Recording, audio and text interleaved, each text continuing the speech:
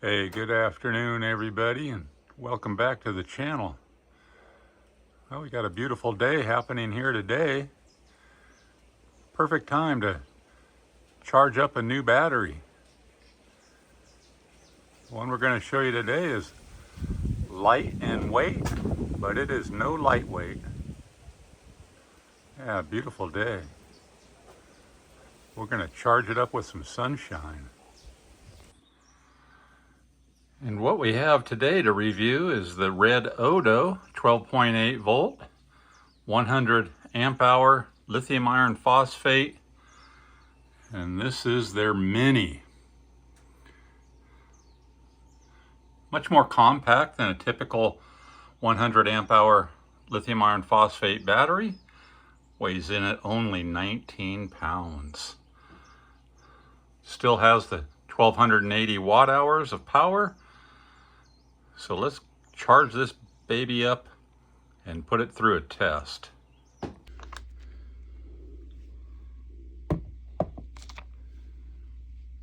$19.6 pounds. That's just unbelievable how light that is. That's amazing. And since it's a REDODO, we know it's going to be a great battery. We've reviewed several of their batteries here in the past. This is the smallest and lightest version of any battery they have sent out here for a review. And it comes with all the things you would expect. You know, it came with these thread protectors at the terminals, which simply just lift out. And then it came in that tear me off section underneath there. Well packaged high density foam, and underneath that is some M8 terminal bolts, which will fit onto that battery for connecting your cables. It also came with a very nice zip pouch full of all kinds of pertinent information, as well as your warranty card. And that's what it comes with. And we'll go over some of the specifications here. And inside that pouch, you'll find a quick reference card, which is very beginner friendly. It gives you several steps to check. Tells you that the battery capacity when it arrives is only between 30 and 50%. That's typical. And then, of course, once you get it, go ahead and fully charge it before you use it. And then the information booklet, product manual, has a lot of good information, and we'll just quickly run over a few of the things that we expect. Of course, we know this is a 12.8 volt lithium iron phosphate battery. It has a 100 amp BMS, and a 1280 watt hours of capacity. So this can take a max continuous charge of 100 amps and a max continuous discharge of 100 amps. It says it can do a maximum discharge current for 5 seconds of 250 amps. So, and then there's some dimensions, which, as we can see, is a very small profile.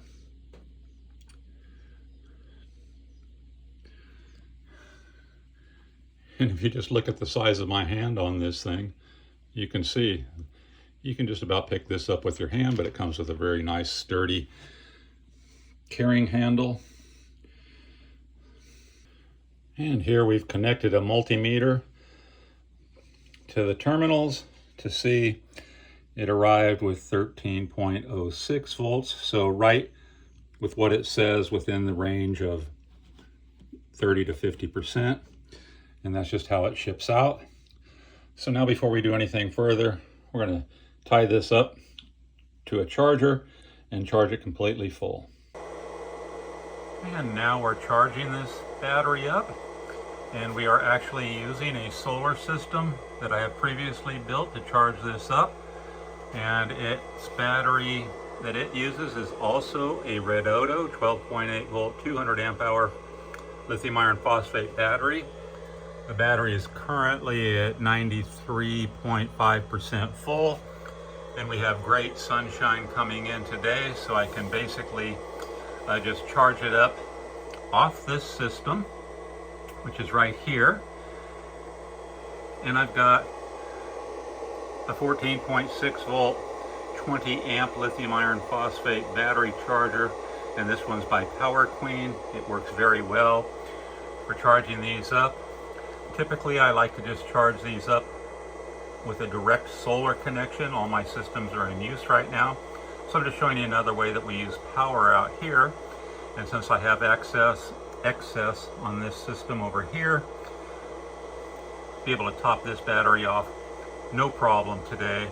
And in fact, I've got 500 watts of solar coming in, and you can see even with the battery charger running, I am still increasing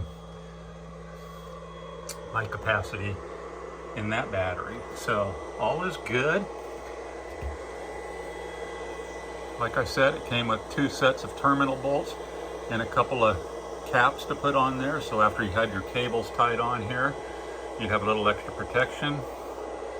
The battery charger is running very cool at 20 amps. And on the post, slightly warm, but not hot to the touch. So very nice little charger. We've got the timer set. We'll see how long it takes to top this off. It shouldn't take too terribly long. And then we'll get to its discharge. Yeah, everything's going good. The noise you hear in the back is another inverter that's kicking on. It's quite warm in the shop here today. It says we're at 86 degrees.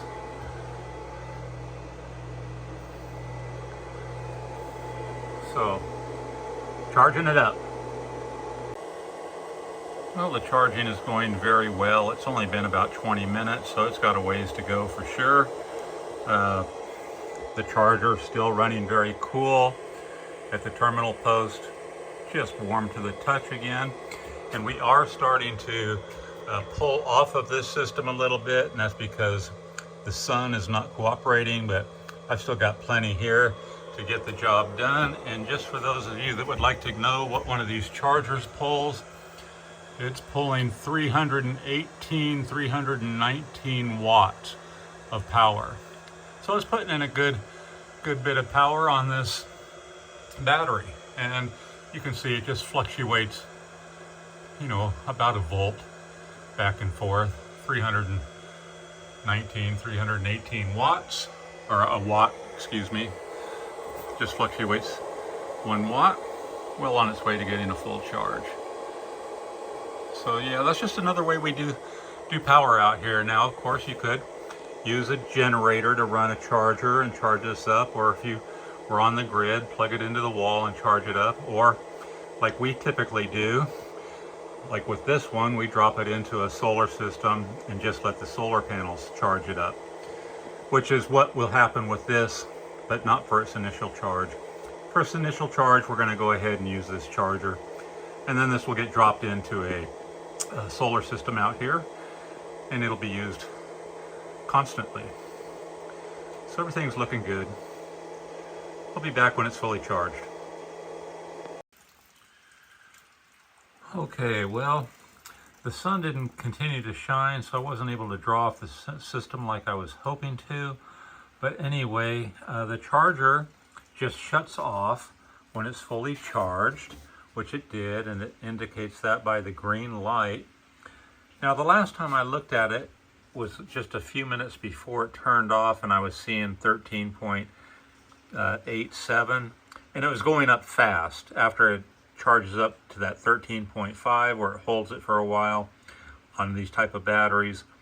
Once it crosses that threshold, it goes up pretty quick. Like I said, the last time I looked, it was like 13.87. Typically, this type of a charger takes these batteries up to 14.2, and then I notice that's when it shuts them off.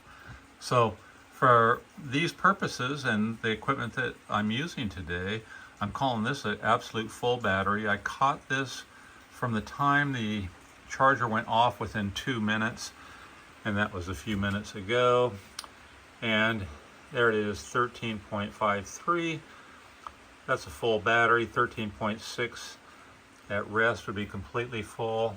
Now on my solar system, if I had this plugged in, it would charge it up a little bit differently with the Victron charge controllers that I use out here. But this is fine for its initial first full charge. I know that this particular battery charger does get them up to a full charge, give or take.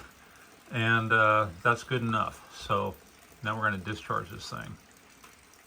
And before I disconnect this and hook it up to how we're going to discharge it, I'll show you that we started at like a 93 percentile in this particular system. So we did take about 20% off of the stored capacity of this solar system.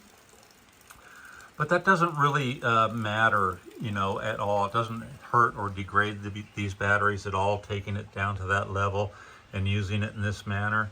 Which brings me to the point of one thing I'd like to say about these is these can take a 100% depth of discharge, and you can do that thousands of times before you would suffer any degradation. And if you're only cycling down to that like 50-60% as your daily use, you add years of life onto this, which is what I'm trying to do.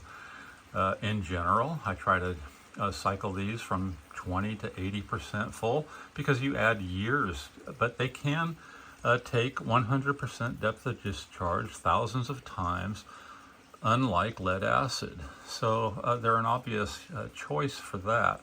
As someone who's lived on lead acid for a very, very long time, no more. It's lithium all the way. And there we can see it's, it's settling down a little bit. I would have liked to taken this to a little bit higher charge for its initial charge. And I'm not sure exactly what the voltage was when that charger cut off. So just showing you how it goes. Real world. So this battery's been sitting at rest for several hours, about 4 or 5 hours since we quit charging it, and there it is reading 13.39 volts. So we have a fully charged battery here, and now we'll go ahead and discharge it. And anywhere from there to 13.6 is really a very full battery. They settle down over a few hours to give you a true state of charge. That thing hasn't budged for the past little bit, and it's holding steady right there, so we're in good shape. That's a full battery. So what we're going to do now is plug in this 20 cubic foot refrigerator freezer that is currently running on another system, and we're going to plug it in to this little battery. Going to tie up this 1500 watt pure sine wave inverter and see how long it runs, and also see what kind of watt hours we can pull off of this battery. Right now it is still tied up and starting a cooling cycle. I'm going to wait for that to stop, which will be a few minutes, and then I will go ahead and plug it into this inverter running off of the REDODO 12.8 volt 100 amp hour mini, and we'll let it go all night, and hopefully I'll catch it tomorrow and see exactly how long that thing lasted. Okay, we've got the refrigerator plugged in, and I reset everything on my meter here, and immediately, of course, it kicks into defrost mode, which happens anytime I disconnect it from one load. The refrigerator just automatically kicks into defrost the next time it turns on. That's okay, I've learned to live with that. This will run for about 20 minutes, pulling that 202 watts, and I reset the kilowatt hours, and we'll see what we get on that when this battery runs out. At least I'll know that value no matter if I can catch it live or not. So there it is. I've set the timer, and we will see how long that goes. So just running off of that little battery. I mean, my foot makes that thing look small. So I'm excited to see how long this will last. Any guesses? I know that in a 24-hour period, normally The defrost mode will come on automatically, usually once in a 24-hour period, so might get away with this being the only time, but for 20 minutes. Anyway, pulling 202 watts right now. We'll come back when it has completely depleted that battery, but it's running this refrigerator now. Yeah, be a fun little experiment. Okay, it's been over 12 hours. It's the next day. The refrigerator's nice and cold. And that battery's been running it all night and continues. It's in a cooling cycle right now. We can see it's pulling 65 watts. Ambient temperature about 80 degrees. And we're going to use this refrigerator all day, just normally, so it's going to get opened and closed a lot. And let's see how many watt hours. There we go, 12 hours and 24 minutes. So about 12 and a half hours it's been running. This refrigerator, now of course overnight we didn't open the door or anything. But anyway, hasn't even taken half of the capacity in 12 and a half hours.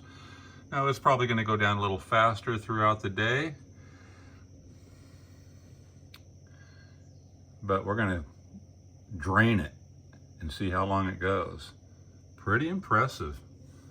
Pretty impressive. Such a small little package, and I keep saying that, but that gives you an idea just how much energy is packed into there.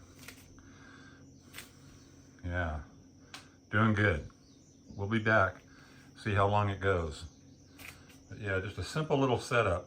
Give you guys an idea just what you can do with one of these batteries. Okay, we're at 15 hours and 12 minutes of runtime. It's still cooling.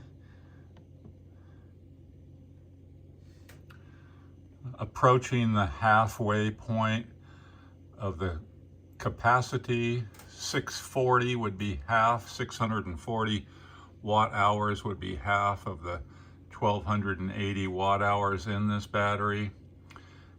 15 hours and 12 minutes, not even quite half depleted yet.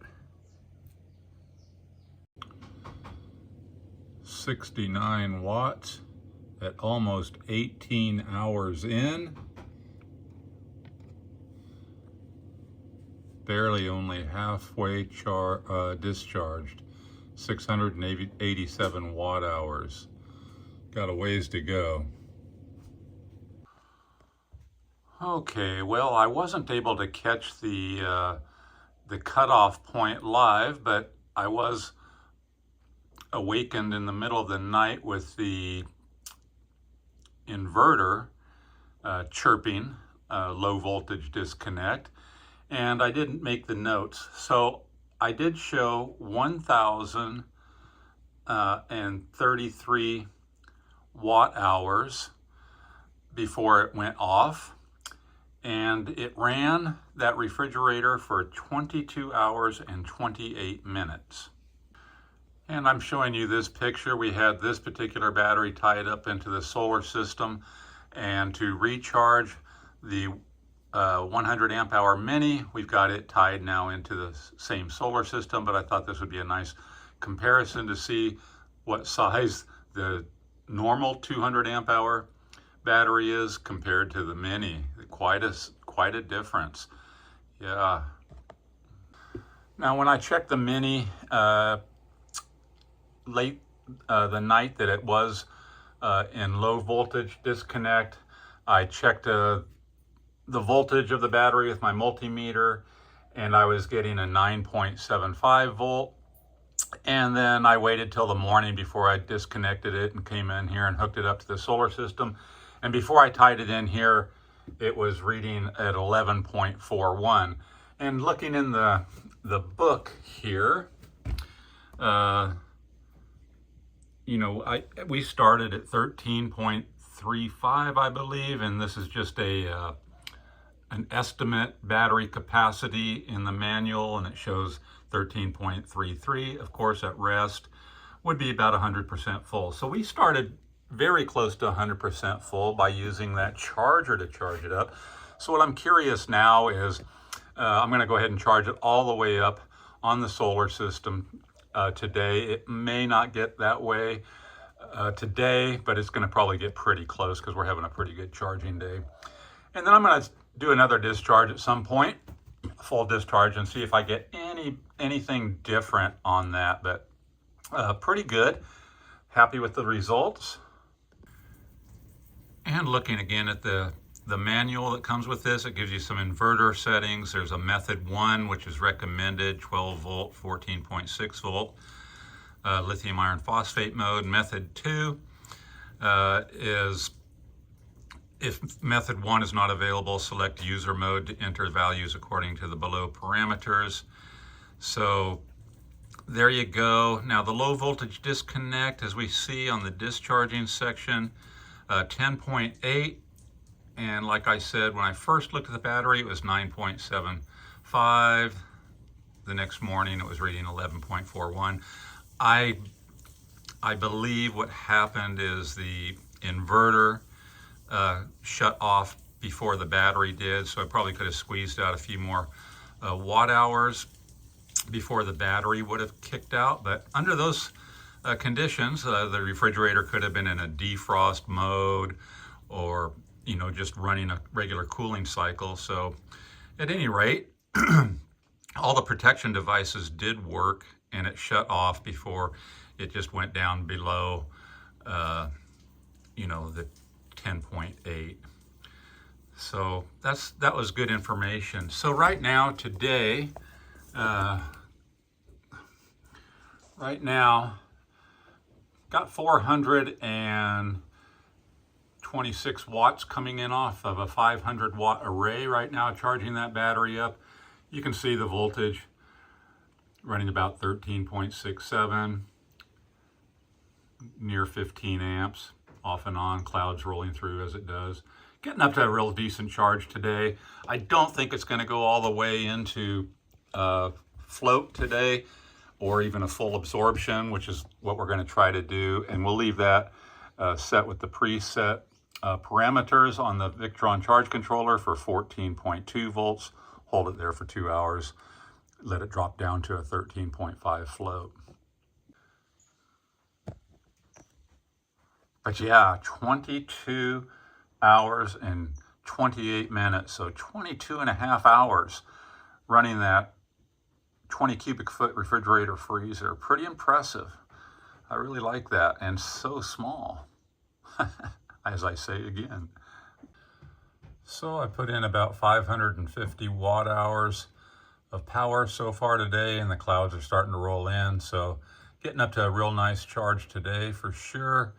Everything's working perfectly on this battery. We like it a lot. I'm gonna build a really fun little system specifically for this smaller battery, because it's going to fit into the size compartment of what I'm planning on building, and that'll come up in a future video.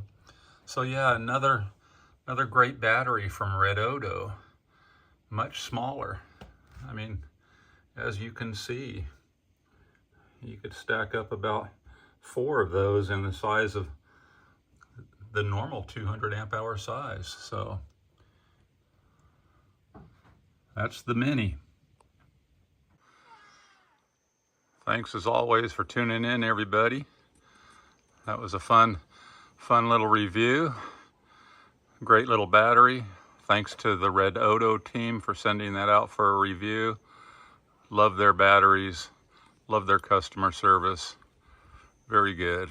We've got a follow-up on the 200 amp hour plus, which I did a review about a little while ago, and it had failed. They have since sent out a replacement, and I will show you all about that soon. Aloha, everybody. Beautiful day.